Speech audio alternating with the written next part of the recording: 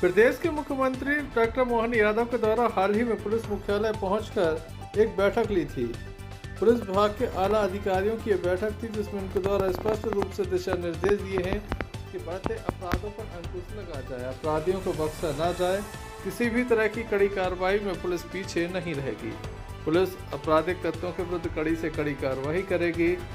Traffic व्यवस्था को बेहतर बनाने के लिए भी दिशा निर्देश दिए गए हैं। जिसके बाद अब दमोह पुलिस अधीक्षक सुकीर्ति सोमवंशी आज अतिरिक्त पुलिस अधीक्षक सुजीत सिंह भदौरिया, नगर पुलिस अधीक्षक HR पांडे, नगर कोतवाली TI मनीष कुमार, दमोह देहात थाना प्रभारी रचना मिश्रा, यातायात प्रभारी दलवीर मार्को के साथ अन्य स्टाफ यहां पर बड़ी संख्या में मौजूद था।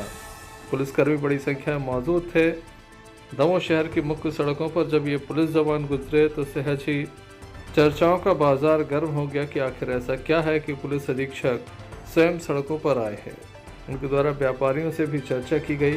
दुकानों के बाहर जो सामान पड़ा रहता है, जिसके चलते यातायात व्यवस्था प्रभावित हो रही है, उसको लेकर भी उनके द्वारा चर्चा की गई। आइए हम आपको ले चलते इस चेकिंग अभियान में पुलिस के द्वारा किस तरह से लोगों को समझाइश दी गई और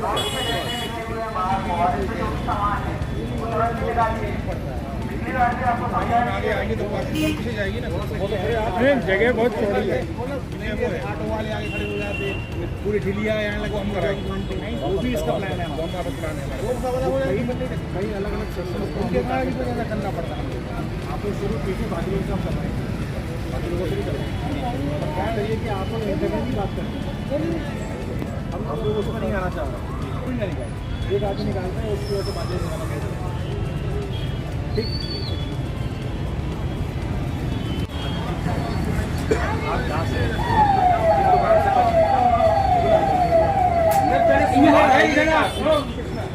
इधर तो आ जाइए, बात कर लीजिए।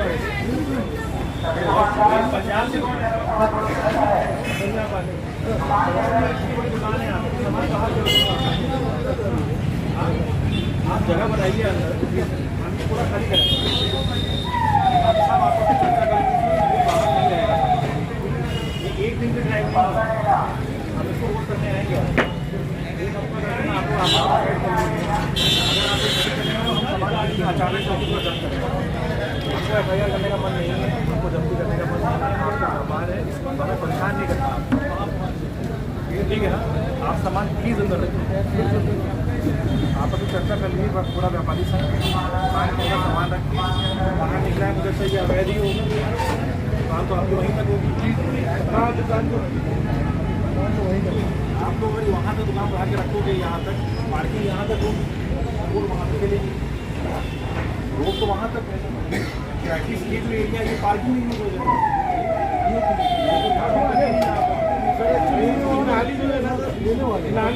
नाली है, तो यहाँ पे नाली इस चक्कर में हम लोग क्या है, पूरी खबर अगर आप इसको यूज करने को रैंप ये बना लोगे ना, ऐसा रैंप बना तो गाड़ी पार्किंग यूज हो सकता है।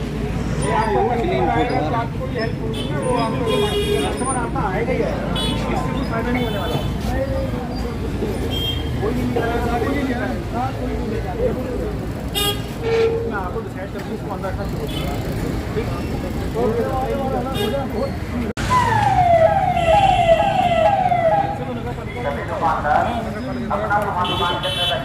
डेली वाली जो रिसीट कटती है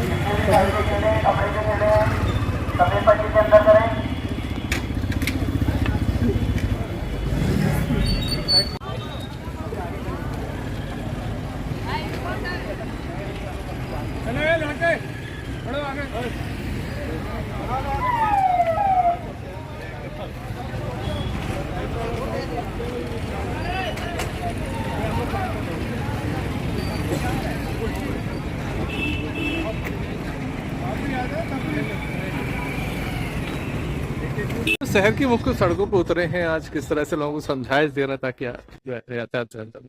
दरअसल एक सूचना बार बार आ रही थी कि शहर में बहुत सारी दुकानें जो हैं वो लोगों ने आगे बढ़ा के लगा रखी हैं। ट्रैफिक को भी कई लोगों ने इस संबंध में सूचना दी थी कि ट्रैफिक को भी कई तरह के सुधार की आवश्यकता है।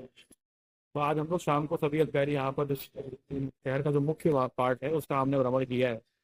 और इसमें जो खामियां निकली हैं वो ट्रैफिक से चर्चा हुई है।